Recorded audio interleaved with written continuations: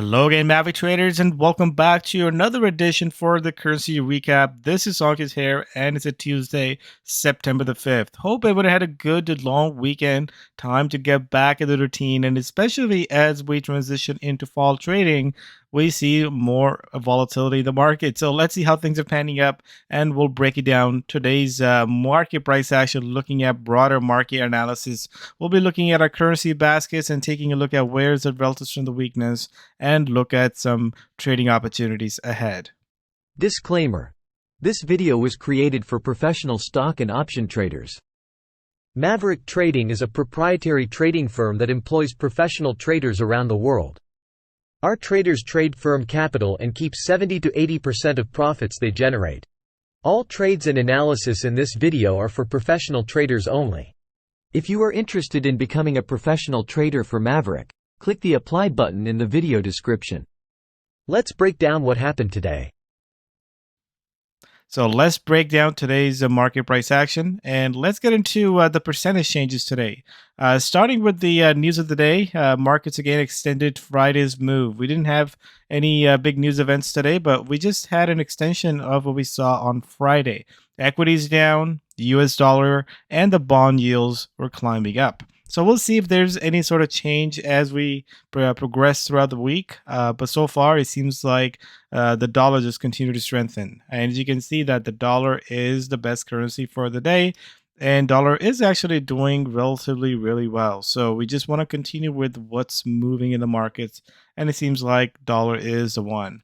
On the relative weak side, we had the Aussie and the Kiwi. Aussie took a hit off the weak China's number, and we also have Reserve Bank of Australia, which again held the rates. They're not looking to raise rates. So it seems like across the world we're starting to see some sort of pullback in the rate hike cycle, except we are seeing some bullishness out of the US, but outside of it, overseas, we start to see some weakness there. We have Bank of Canada tomorrow, but if you take a look at the Canadian dollar performance, it's just talking sort of following what the dollar is doing. So we will see if the CAD can be independently moved tomorrow off the Bank of Canada rate statement. They're not expected to raise rates, but outside of that, we'll see if that's a market moving event. If you look at the percentage change overall, nothing else really was a big mover, which means that dollar was really the primary mover today. And Aussie dollar and Kiwi dollar was the best pairings. Next 24 hours, we'll see dollar likely to consolidate a little bit here. We'll see where it goes, but that's really where the momentum is. Now, looking at the other markets, take a look at it. A negative across the board. The bonds actually were up. So that's just that's a plus more than 0.5%. But if you look at S&P, World Stock Index, crypto, gold, everything was down.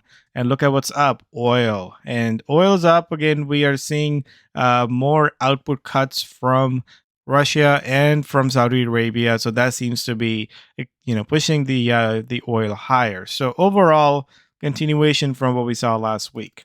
Now, looking at the crypto markets, you can see it was not a big market moving day, mostly sideways. The Ethereum flat, Bitcoin flat. Only the Bitcoin Cash had a bigger of a move. Again, Bitcoin had a terribly week last week. So right now, consolidation. That's really what we are seeing here.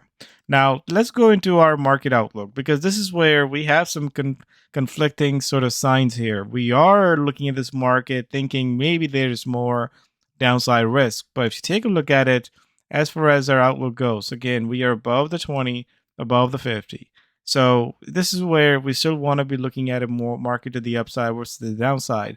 But this has been quite a back and forth the last month, where we broke down early August and then we just rallied into the end of the August. So where do we go from here? I'm still being very cautious in the markets, because what the bond market is telling us, what the dollar is telling us, and what the S&P is doing, we're getting some mixed signals. And this is where we can get a potential surprise. One catches up with the other finally.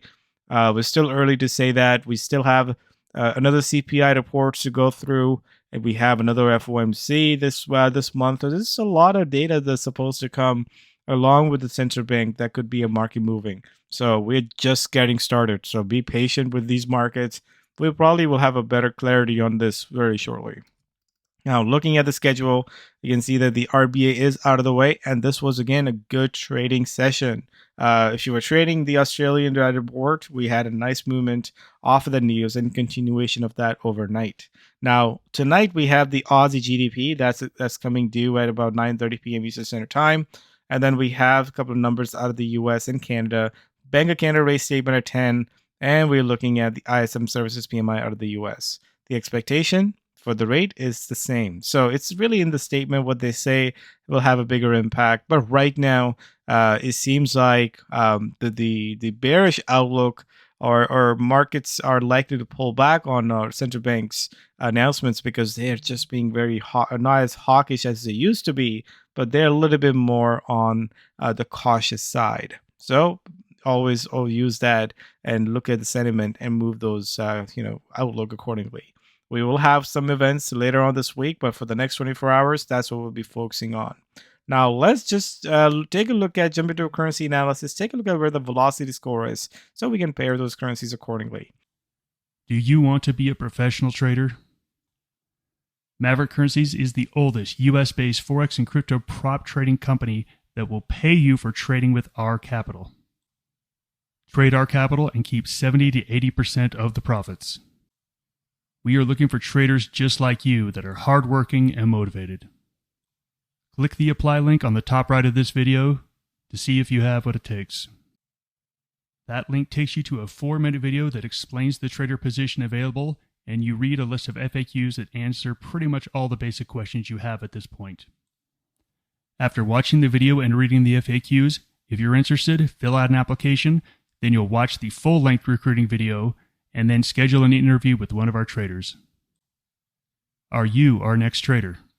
Right now, the European currencies are right now back in the middle, 0 to a little +1. So really the big movement has been the Aussie to the downside and the dollar to the upside, followed by the Kiwi here. So the question is, does the Aussie continues to weaken, or is there another currency that we can look at? Dollar yen still continues to be a good moving moving currency. We'll continue watching that. And potentially we'll see if the euro dollar or the dollar Swiss franc continues to move. I know they're right at the middle, but I wouldn't be hesitate to kind of move them to the left here. Not really looking them to strengthen as much, but I think right now dollar is really weighing down on other major currencies across the board.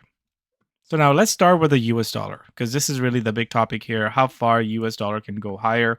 And right now you can see the dollar is breaking out. I mean, this is a clear breakout off of this little high base. So what's the next level of resistance? Let's go back in time. Realize that we have slowly carved out of this resistance that has been there for the last few months right here. So at this point, it seems like the next level of resistance is really this area, which again, still a nice little area to catch up to the upside. So dollars looks like it wants to go higher. Again, anything can change with the CPI and the FOMC, but this is what this is what the chart's telling us for now.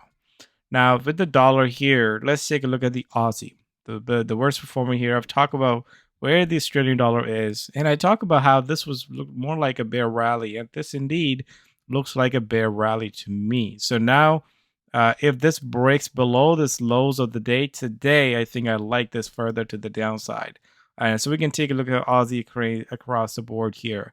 And let's take a look at the Kiwi. Kiwi is kind of the same camp here. We have this as a prior resistance. This is still basing here. Very similar pattern between the Aussie and the Kiwi, but they're all wanted to kind of go lower here. So they haven't broken down yet from this previous low, but as soon as they do, I think this will be ready for another push lower. So those are the ones that we'll be looking at. Let's take a look at Aussie dollar. So Aussie dollar had a massive tumble. You can see this thing looks like it wants to break lower. So we are right at the support here. So if you're looking for a continuation of that, we need to continue moving off this level.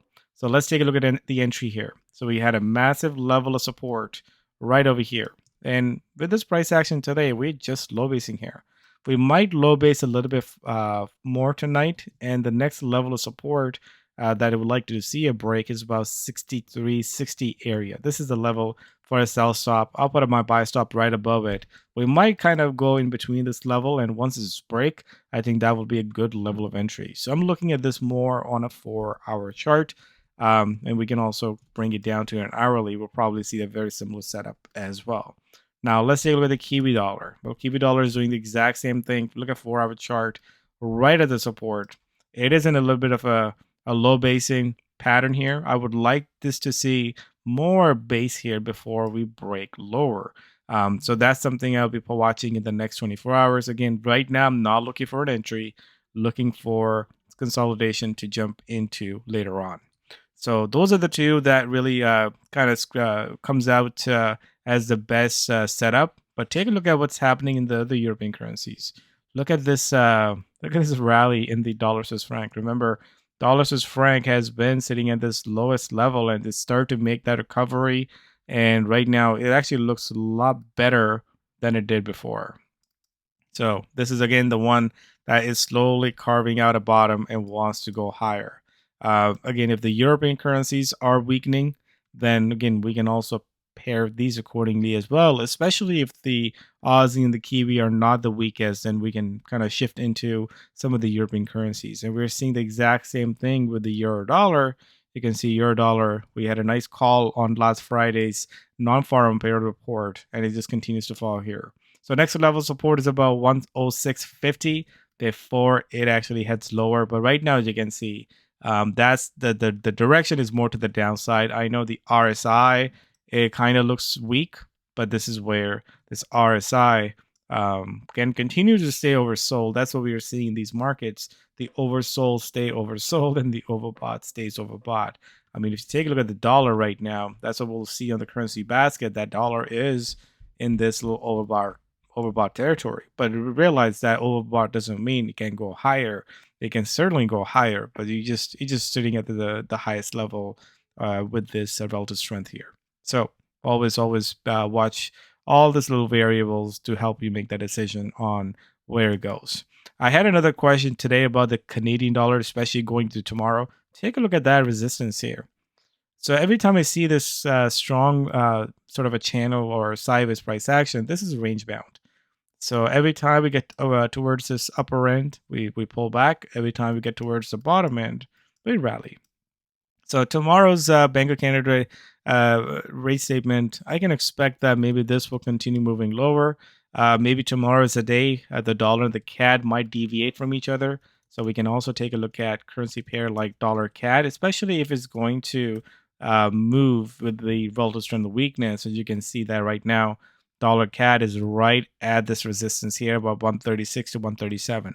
After that, the next level resistance come at about 138 to 139. So there's still a little bit of room for this to run before it can test the prior resistance. I like the setup here.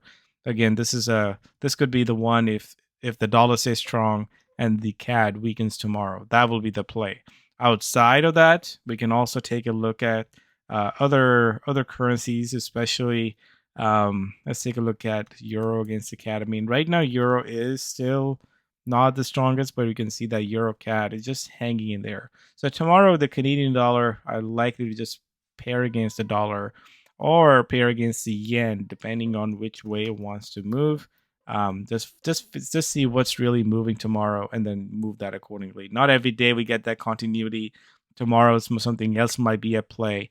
So that's what we'll be focusing on. But for now, I think the dollar crosses. Look at dollar yen.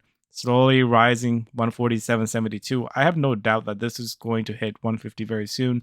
But look at that price action. It's just continue moving higher. So this is where I say stop fighting the trends and continue moving with the momentum. And once the momentum is over, you can make that shift in your outlook as well. So dollar long is a play. I'll be taking a look at Bank of Canada tomorrow. But meanwhile, play relative to the weakness and make sure you have a good proper position sizing and just continue on with your process and you will get a good trade. So continue on. We'll see you next update. Cheers.